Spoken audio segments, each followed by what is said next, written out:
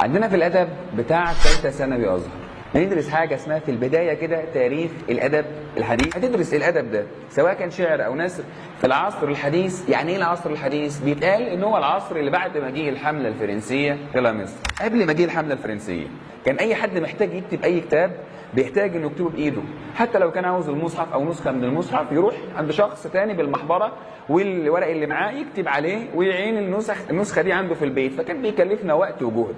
فكانت قراءه الكتب او كتابه الكتب بتعمل عندنا مشكله كبيره لحد ما جه اول محطه، هي محطه مجيء الحمله الفرنسيه. الحمله الفرنسيه كانت تقدر تطبع الاف الكتب ولكن بضغطه زرار واحد. ده احنا كنا بنتبهدل قوي، ده احنا ما كناش عايشين خالص. في الوقت اللي جت لنا فيه الحمله الفرنسيه جت بالمطبعه وجت بالصحافه بتاعتها. الحمله الفرنسيه جت وسابت عندنا المطبعه، ولما سابت عندنا المطبعه بعد ما مشوا من مصر، لان الحمله الفرنسيه قعدت عندنا حوالي 3 سنين بس.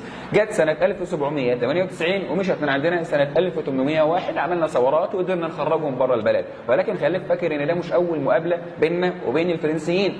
كان في مقابله بيننا وبين الفرنسيين زمان ايام صلاح الدين. مش عاوز اقول لك بقى صلاح الدين عمل فيهم ايه، خلينا في الادب الحديث بتاعنا. مجيء الحمله الفرنسيه رغم انه كان احتلال الا انه له بعض الفوائد اللي افادت الشعب المصري. الحمله الفرنسيه كانت جايه بقياده نابليون بونابرت. اوعى تنسى اول محطه عندنا وهي مجيء الحمله الفرنسيه الى المحطه الثانيه، وهي دي تعتبر البدايه الفعليه لتحرك المصريين او لتحرك الشعب المصري عامه.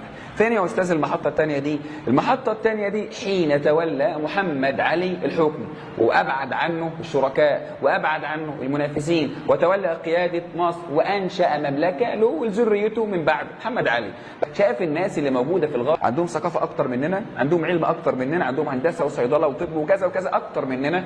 طيب يا أستاذ إحنا محتاجين نواكب الناس دي. محمد علي شاف إن أفضل طريقة في إننا نتعلم من الناس دي هو إننا نبعت حاجة اسمها اختار عدد من الطلاب معين يسافروا لفرنسا، ولما يسافروا لفرنسا يترجموا لنا الكتب بتاعتهم. بالأهم في خصائص محمد علي هو الجيش، فكان معظم الطلاب اللي كانت بتسافر هناك بعيد عن دراسه كذا وبعيد عن دراسه الادب، اهم حاجه السياسه، اهم حاجه الدستور الفرنسي، اهم حاجه القانون. فمحمد علي عرف يتطلع على الثقافات الغربيه ولا ما عرف بمساعده ابنائه. محمد علي عمل ايه كمان؟ انشا مدارس عديده تساعد الطلاب على التعلم. ايه كمان غير المدارس؟ محمد علي اهتم بالطباعه، وكمان كان عندنا صحافه. كل دي عوامل ساعدت في انتشار الادب في الفتره دي، اسمها فتره العصر الحديث. محطة رقم 3 وهي استجابة الخديوي إسماعيل لمتطلبات الشعب وللروح المصري. بعد ما تولى الخديوي إسماعيل الحكم، الناس طلبت من الخديوي إسماعيل إنه ما يخليش كل حاجة للجيش زي ما كان بيعمل محمد علي، واستجاب الخديوي إسماعيل فخلى العلم للعلم والطب للطب